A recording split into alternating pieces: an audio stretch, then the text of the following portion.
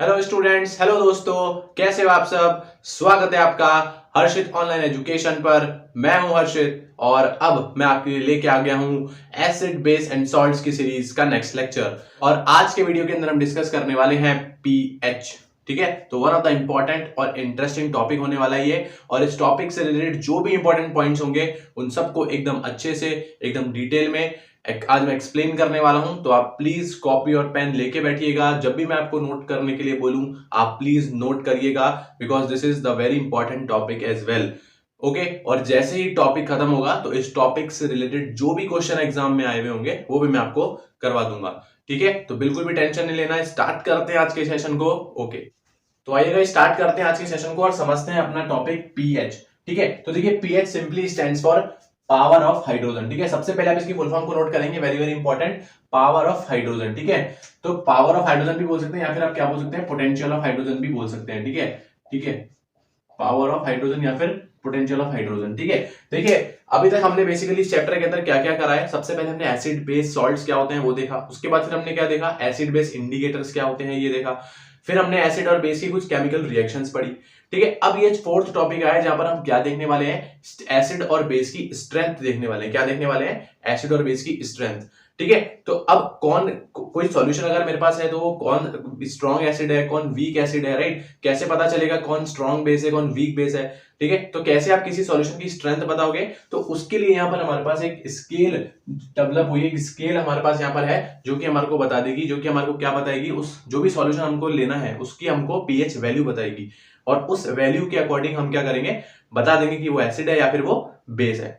ठीक है, so this is all basic overview of pH. तो आई थिंक आपको समझ में आएगा पावर। ठीक है, एसिड और बेस की पावर स्ट्रेंथ बताने के लिए यहां पर हमारे को एक स्केल यूज करनी है।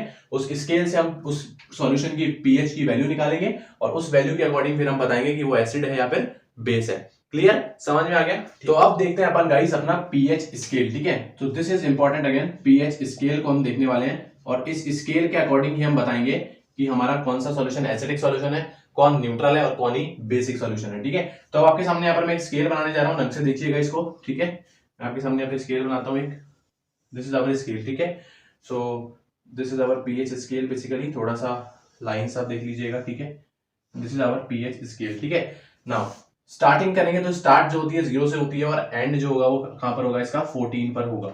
ओके, और इसके बीच में जो होगा क्या होगा, भाई 7 होगा। ठीक है, okay, so this is our from 1 to 7, 1 2 3 4 5 6 7, then 8 9 10 11 12 13 and 14।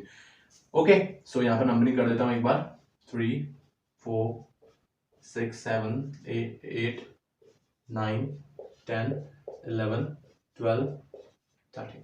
Okay, so this is our basically pH scale. ठीक है, और अब देखिए यहाँ पर आपको कुछ पॉइंट देखने। सबसे पहले आप 7 को देख लीजिए। ठीक है, इस 7 पे अगर कोई पीएच, अगर किसी सॉल्यूशन की वैल्यू, किसी सॉल्यूशन के पीएच की वैल्यू अगर 7 है, ठीक है, इसका मतलब वो सॉल्यूशन कैसा सॉल्यूशन होगा यार, वो न्यूट्रल सॉल्यूशन होगा। नोट करेंगे कौन सा सॉल्यूशन होगा, वो न्यूट्रल सॉल्यूशन। ठीक है, जैसे कि पानी हो गया। ठीक है, तो पानी के पीएच की वैल्यू कितनी होती है यार, 7 होती है।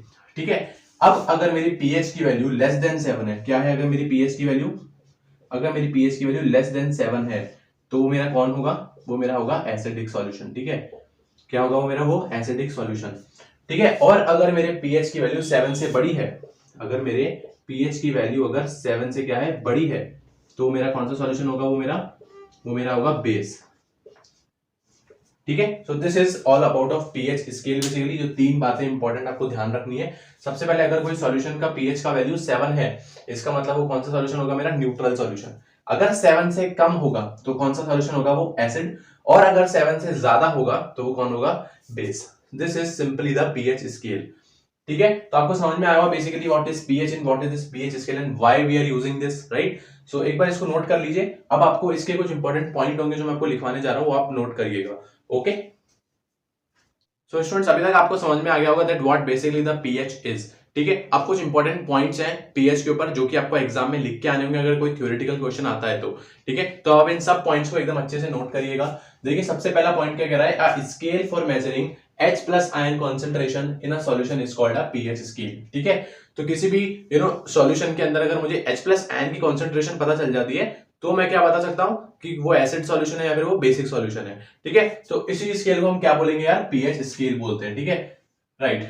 ठीक है, अब आप बोल सकते हो कि इस स्केल के अंदर क्या होता है, बेसिकली 0 से लेकर 14 तक हम नंबर इंडिकेट करते हैं। ओके, उसके बाद सेकंड पॉइंट क्या देखिए, the pH value of a neutral solution is 7। ठीक है, जैसे कि मैंने आपको बताया अगर न्यूट्रल सॉल्यूशन होगा तो पीएच की वैल्यू क्या होगी यार, 7 होगी।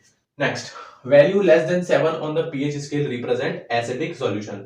ठीक है, अगर पीएच का वैल्यू लेस देन 7 होगा तो एसिडिक सॉल्यूशन होगा, अगर पीएच का वैल्यू ग्रेटर देन 7 होगा तो बेसिक सॉल्यूशन होगा। ठीक है, next, as the pH value decreases, very very important point है ये, इसको अच्छे से नोट करें।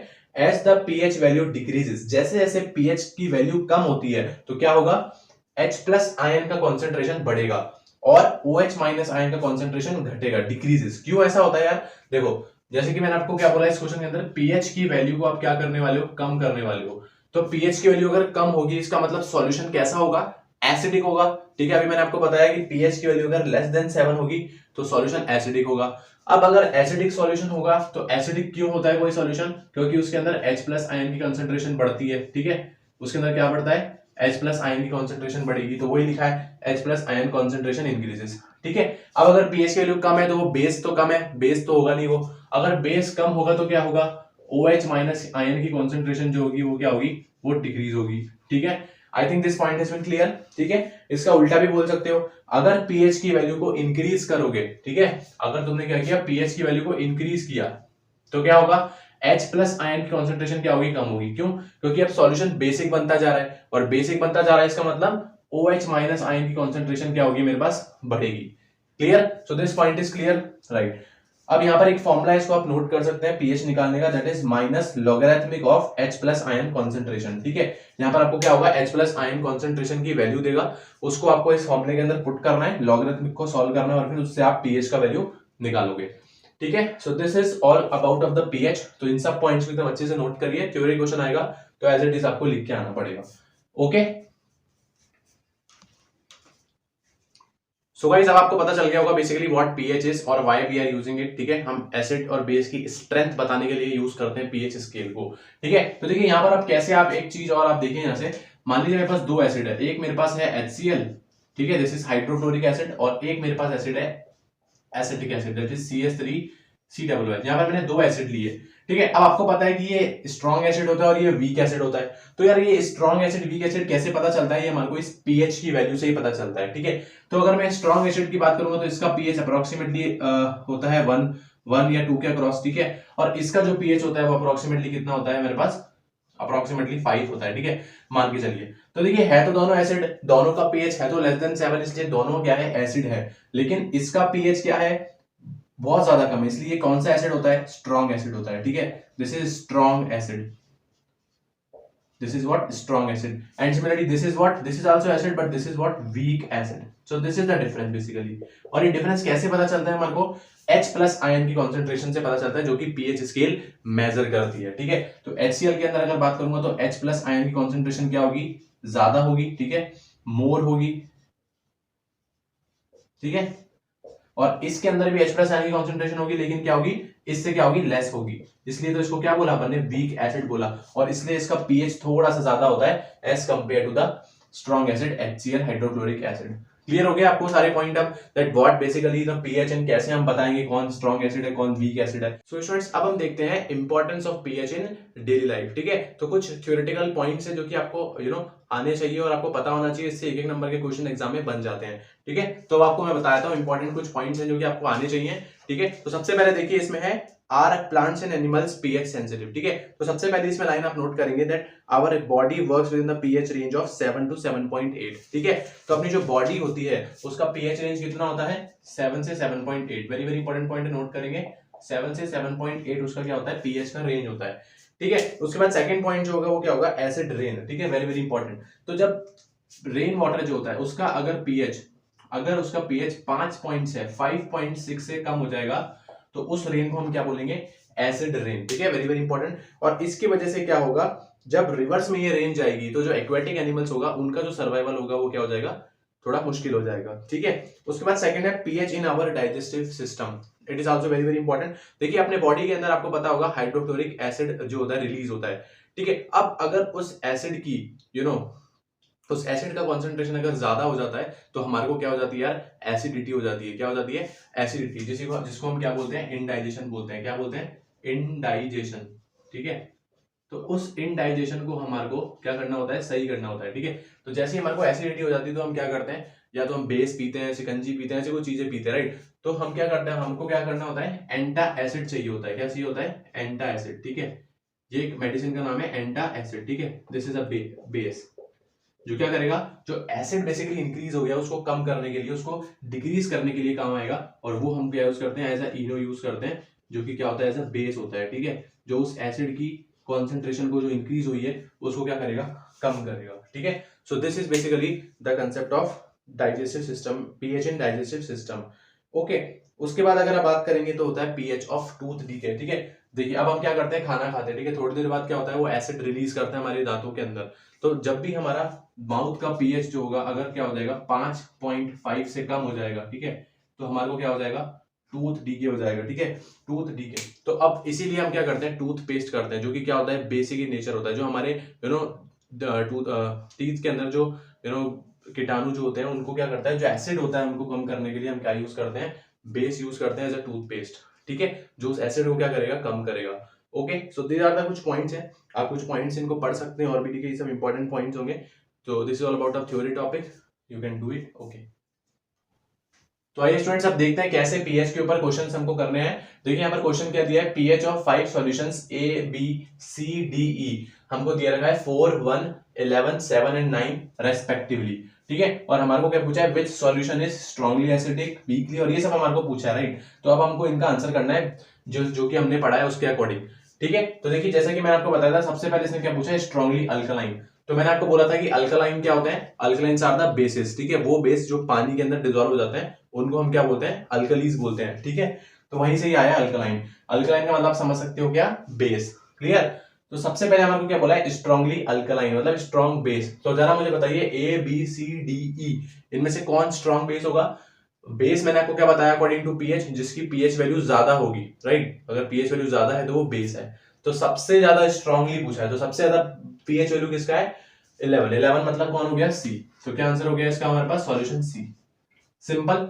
अब है वीकली अल्कलाइन। तो अल्कलाइन मतलब बेस तो ये है ही, लेकिन जो इसका पीएच होना चाहिए वो क्या होना चाहिए, अब इससे कम होना चाहिए 11 से।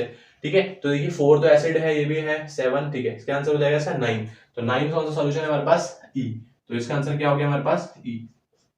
क्लियर। अब देखते हैं स्ट्रॉन्ग एसिडिक। तो स्ट्रॉन्ग एसिड, अब एसिड का पीएच क्या होता है, लेस देन 7 होता है, लेकिन स्ट्रॉन्ग एसिड का पीएच कम होना चाहिए। तो मेरे ख्याल से तो 1 होगा। 1 के हिसाब से कौन सा सॉल्यूशन है, बी।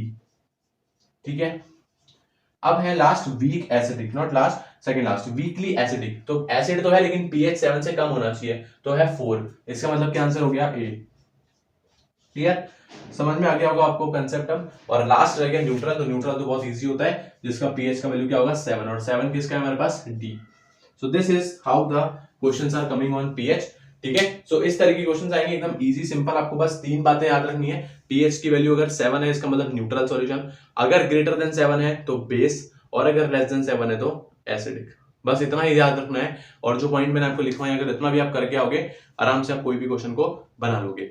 ठीक है। तो कैसा लगा आपको वीडियो यार, अगर आपको वीडियो अच्छा लगा हो तो प्लीज लाइक करें, अपने फ्रेंड्स को भी ज्यादा से ज्यादा शेयर करें, ताकि वो भी ऐसे इजी टॉपिक्स को अच्छे से कवर कर पाए। मिलते हैं अगले वीडियो में, तब तक अपनी बेस्ट लाइफ को एंजॉय करें और पढ़ाई करते रहें।